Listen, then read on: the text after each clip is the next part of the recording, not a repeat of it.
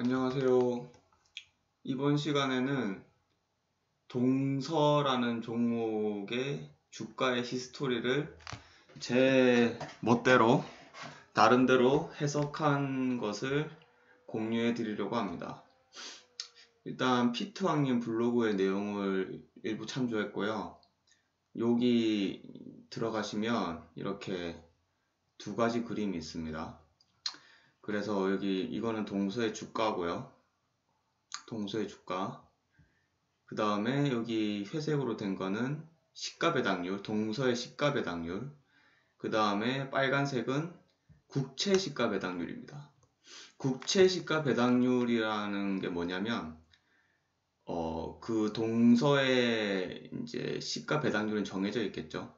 그리고 이 당시에 3년 국고채 금리도 정해져 있을 겁니다. 그래서 국채 시가 배당률이라 하면 이제 해당 종목의 시가 배당률에서 그 당시에 국채 시가 배당률을 나눈 값입니다. 그래서 그 값이 1보다 크면 그 해당 종목의 시가 배당률, 해당 종목을 이제 보유함으로써 받는 돈의 양이 3년 국고채 금리를 보유했을 때 받는 그 이자의 양보다 크다. 그러니까 더 매력적인 게 되겠죠. 왜냐하면 같은 양의 가격의 주식을 보유하고도 받는 배당금이 3년 국고채 금리보다 더 높으니까요. 그리고 이게 1보다 낮다. 그러면 이제 같은 양의 주가를 보유했을 때 3년 국고채 금리랑 비교해서 이제 받는 배당금이 3년 국고채 이자보다 낮다. 그러니 배당 측면에서는 상대적으로 이제 매력이 떨어지겠죠. 그래서 그 3년 국고채 금리를 그 해당 종목의 시가 배당률을 비교했을 때 이게 얼마나 매력적인지를 알려주는 척도가 국제 시가 배당률입니다. 그래서 이제 동서의 주가를 보면 2014년부터 2015년 말까지 거의 뭐 2배 넘게 쫙 올랐어요. 그러다가 이때부터 주가가 계속 빠지고 있으면서 결국에는 이제 52주 신저가에 도달했거든요. 네. 그래서 이 이유를 여기 보시면은 동서의 손익계산서를 보면 이 순이익이 이제 2010년도부터 성장을 못하고 있어요. 2007년부터는 이렇게 쭉 성장을 했지만 2010년부터는 성장을 못하고 있다. 네. 뭐 그런 이 그래프의 해석은 그런 거고요. 그리고 참고로 말씀드리면 동서는 순이익을 봐야 돼요. 왜냐하면 동서에 투자한다는 것은 아닌 사람도 있겠지만 대부분의 투자자는 동서에 투자한다는 것은 동서식품에 투자한다는 거랑 똑같거든요. 왜냐하면 동서식품이 비상장 회사이고 동서가 동서식품을 지배하고 있는 일종의 지주회사이기 때문에 동서를 사게 되는데요. 그래서 동서식품의 그 이익은 동서의 지분법 이익으로 반영이 되고 영업이익에 반영이 안 되기 때문에 이제 이렇게 순이익을 봐야 됩니다. 동서 같은 경우는. 그래서 제가 이 사태가 벌어진 이유를 제 나름대로 해석을 했어요. 그거로 이제 들려드릴 텐데요. 자, 회사를 노예라고 생각해봐요. 그러면 이 회사가 이제 노예예요. 노예는 주인을 대신해서 일을 하고 이제 쌀을 생산해주죠. 그래서 막 쌀을 생산해요. 쌀을 생산해서 이제 수확한 쌀 중에서 자기가 이제 최소한의 생활을 유지하기 위해서 이제 먹어야 될 거잖아요. 그거는 이제 일종의 비용이라고 볼 수 있겠죠. 그래서 이제 이렇게 쌀을 수확하고 일부는 먹어요, 다시. 먹어요. 그래서 성장을 해요. 청소년이면 노예가 막 먹으면서 막 성장을 하겠죠. 그게 이제 기업의 이익으로 기업이 다시 재투자를 하는 거고요. 그 다음에 이제 수확을 막 했는데 자기가 생활하기 위해서 먹는 거, 성장하기 위해서 먹는 거 말고도 남은 그 쌀들이 있을 거잖아요. 그거를 노예가 자기 주머니에 그냥 계속 넣어놓을 수도 있고요. 그 다음에 그거를 주인한테 이제 이거 내가 수확한 거라고 이렇게 곳간에다가 이렇게 딱 줄 수도 있어요. 그거를 이제 배당이라고 보시면 됩니다. 그렇게 이제 노예가 일을 하고 쌀을 수확하고 이제 일부는 배당, 일부는 재투자 뭐 이런 식으로 돼 있는데 이제 이 노예 그런 몸값은 어떻게 결정되겠어요? 이 노예 몸값은 노예가 수확한 쌀에 비례해서 그 결정이 되겠죠. 그래서 이 노예를 회사라고 생각하면은 노예 몸값은 주가가 될 테고 주가는 몸값은 생산하는 쌀의 양에 비례할 겁니다. 그래서 이상적인 노예라면 이제 매년 수확을 하면서 이제 자기가 생활하기 위해서 먹는 것도 있을 테지만 다시 또 이걸 더 자기가 자라기 위해서 계속 먹어요. 먹어서 막 계속 자라요. 계속 자라서 힘도 막 세지고 키도 커지고 그래서 이제 노예가 수확한 쌀로 자기가 먹는데 노예가 그걸 먹고 커가지고 막 더 많이 생산하는 거예요. 더 많이 생산하고 또 먹고 또 자라고 또 더 많이 생산하고 그렇게 해서 이 이상적인 노예는 자기가 스스로 계속 성장을 해서 계속 쌀을 계속 더 많이 생산하게 하는 거예요. 그래서 건강하게 자라는 거는 성장. 그래서 이게 성장하면은 노예 딱 처음에 딱 1,000원 주고 구입했는데 노예가 계속 자라가지고 막 나중에 막 쌀을 막 몇백 가마니를 생산해요. 그러면 노예 가격은 계속 비싸지겠죠. 그래서 이제 주인은 노예가 생산한 쌀 가지고도 돈을 벌 수 있지만 노예의 몸값이 올라가면서도 돈을 벌 수 있겠죠. 사실 우리나라 사람들 대부분 이걸 원하죠. 아무튼 그래서 노예는 건강한 노예라면 점점 가격이 비싸지게 됩니다. 왜냐하면 점점 쌀을 더 많이 생산하게 될 거니까. 그래서 주식시장이 윈윈인 이유가 바로 이거예요. 기업은 성장하기 때문이에요. 기업이 성장하지 않고 예를 들어 금을 거래한다고 쳐요. 금은 가만히 놔두면 걔는 스스로 뿔지를 않잖아요. 그냥 천년만년 그대로 있어요. 그거를 사람들이 막 사고 팔고 거래를 한단 말이에요. 걔는 제로섬 게임이에요. 누군가가 비싸게 팔면 누군가는 이제 누군가가 비싸게 팔면 누군가는 비싸게 사게 되고 그러면 누군가가 이득을 보면 누군가는 손해를 보게 돼 있어요. 금의 경우는. 하지만 회사의 경우는 노예의 경우는 노예가 막 계속 스스로 막 자란단 말이에요.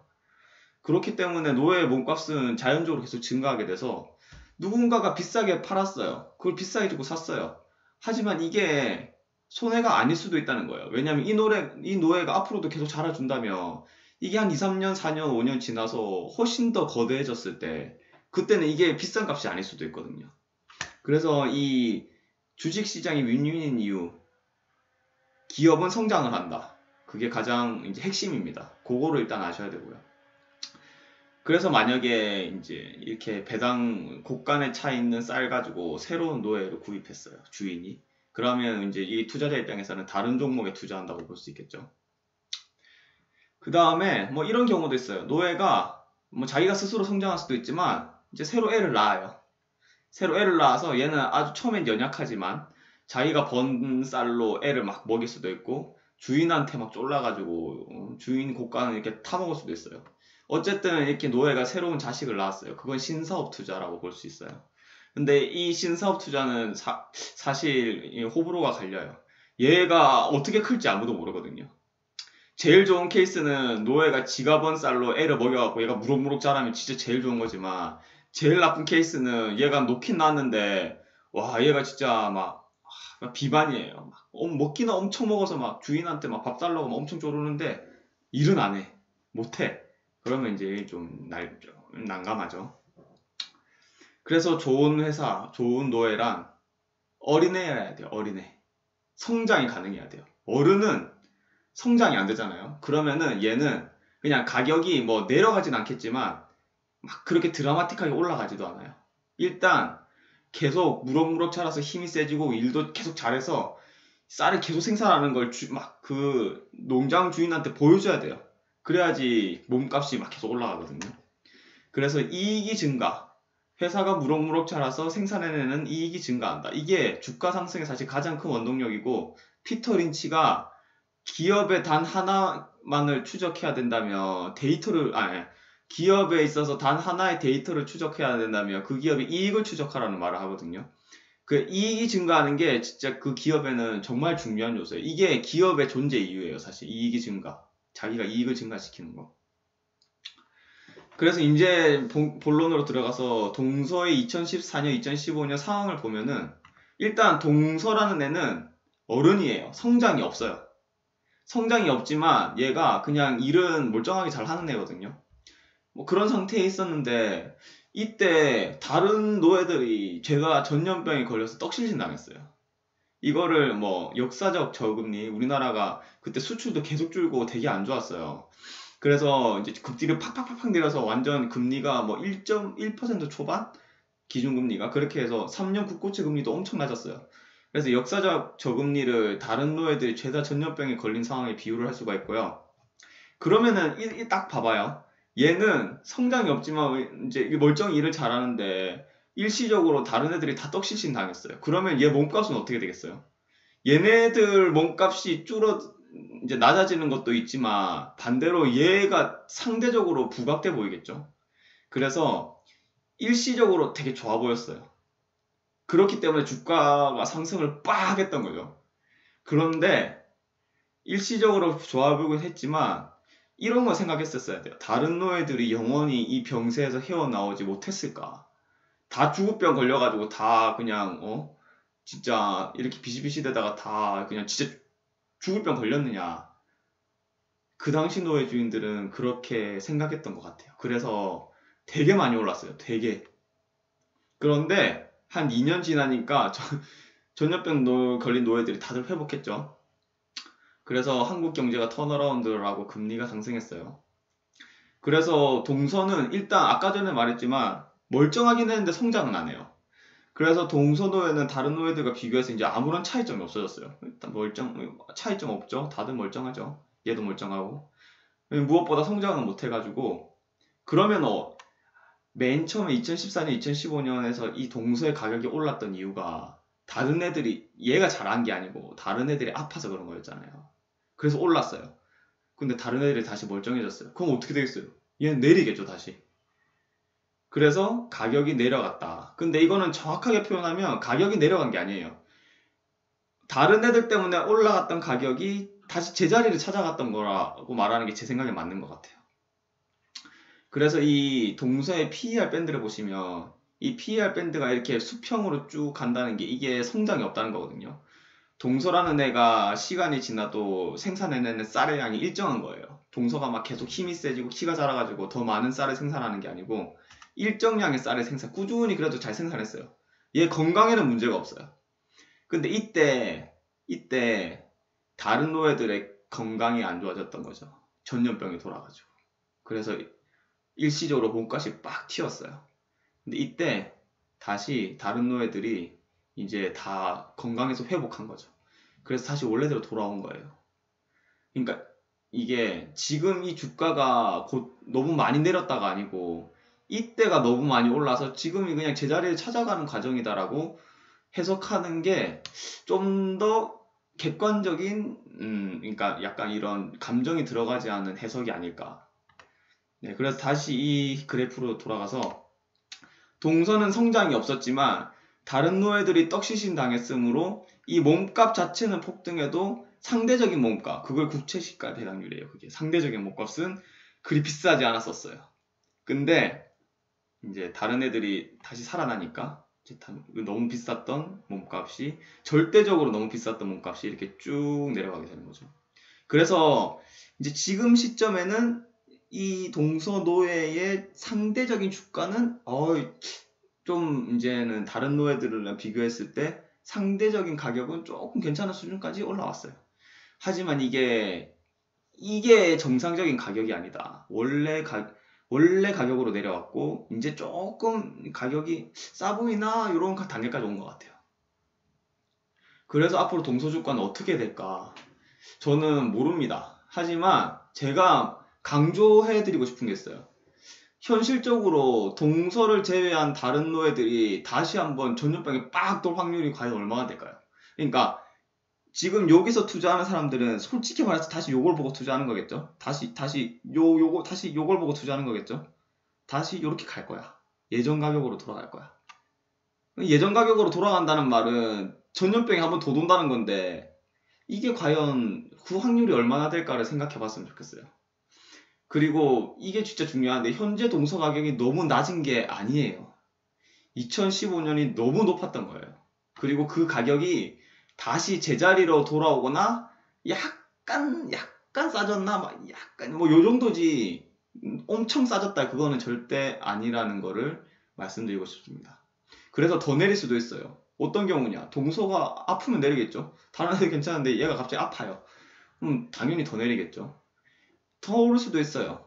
동서가 이때까지는 성장을 못했는데 갑자기 막 또 성장을 시작하거나 아니면은 막 애를 뽕 낳아가지고 그 신사업이 막 그 애가 무럭무럭 자란다면 이제 오르겠죠. 왜냐면 그러니까 모른다는 거예요.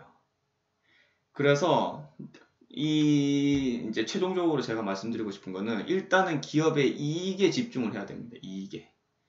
가격도 중요합니다. 트레이딩도 중요하죠. 비쌀 때 팔고 쌀 때 사고 요거 딱 고점 저점 집어가지고 하는 것도 사실 중요해요. 그렇게도 돈 많이 버는 사람 많아요. 근데 그게 진짜 그거는 약간 타고나야 되는 것도 있고 그 다음에 아무튼 어려워요. 그건 진짜 어려운 거예요. 그래서 일단은 기업의 이익에 집중을 해서 그 기업의 이익이 계속 증가하는 기업을 선택하는 게, 그러니까 그 기업을 보는 눈을 키우는 게 제 생각에 더 중요한 것 같아요. 그래서 이 그래프는 뭐냐면 리노공업이라는 이제 회사의 PER 밴드인데요. 리노공업도 동서랑 비슷한 경우를 겪었어요. 같은 시기 2014년부터 2015년 여기까지 몸값이 폭등했어요. 봐봐요. PER은 증가는 하긴 하는데 이 PER 증가분보다 주가 상승률 분이 훨씬 가팔랐죠. 그래서 PER 12부터 뭐 24까지 이렇게 쭉 올라갔는데 이때 이제 다른 노예들한테 전염병 돌아왔는데 얘도 상대적으로 멀쩡했던 거예요. 얘는 물론 성장도 좀 하고 있었지만 이제 다른 애들이 아파가지고 얘는 더 돋보여가지고 이제 상대적으로 몸값이 더 많이 올라갔어요. 그랬다가 다른 애들이 멀쩡해지니까 이제 다시 제자리에 찾아왔죠.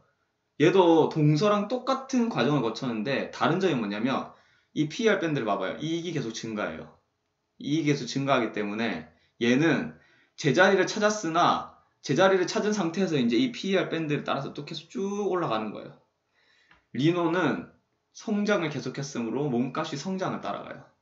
그래서 진짜 기업의 펀더멘털, 기업의 이익이 증가를 계속 할 것이냐 이거를 예측하는 건 매우 어렵지만 그래도 이 기업의 사업 구조나 아니면 이 기업의 그러니까 무슨 일을 하는지 뭐 어떤 걸 하는지 이렇게 해서 계속 이제 기사도 보고 뭐 하면서 이 기업이 앞으로도 계속 성장할 것이냐 이거에 대한 고민을 끊임없이 해야지 장기적으로 주식시장에서 이제 성공할 수 있다고 저는 생각을 합니다.